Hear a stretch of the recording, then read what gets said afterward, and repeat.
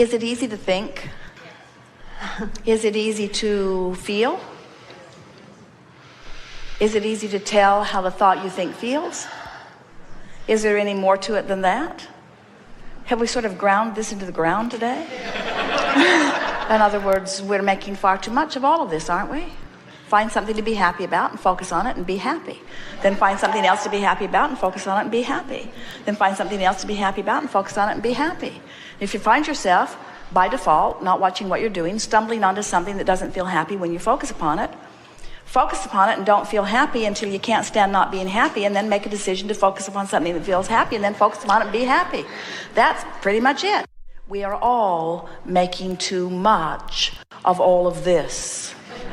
In other words, thoughts create, and you have the ability to direct your thoughts. And as you direct your thoughts, your feeling about the thoughts that you are directing will improve.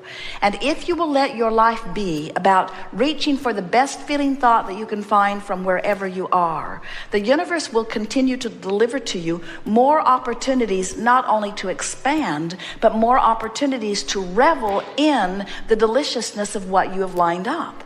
If we were standing in your physical shoes, we would vacillate between two intentions, and they are very simple intentions.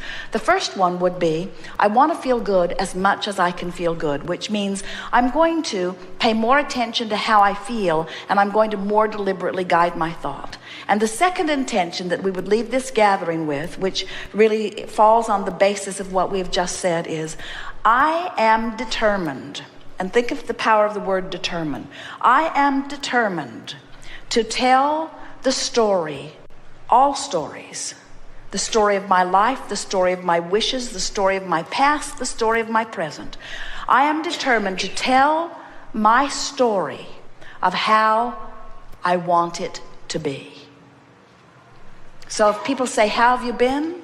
Your answer is irrelevant. As people say, hi, how are you? The answer is irrelevant. Not that you're irrelevant. My story about how I am is irrelevant. My story about how I have been is irrelevant.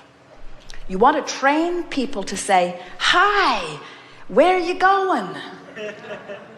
Say to your friends, new plan. Hi, where are you going? Hi, what's up? Hi, tell me the good news. In other words, the new story, the new story, the new story, the new story, the new story, because the old story is really old news. And the old story, you can't tell the old story and the new story at the same time. And the old story is counterproductive to what's in vibrational escrow.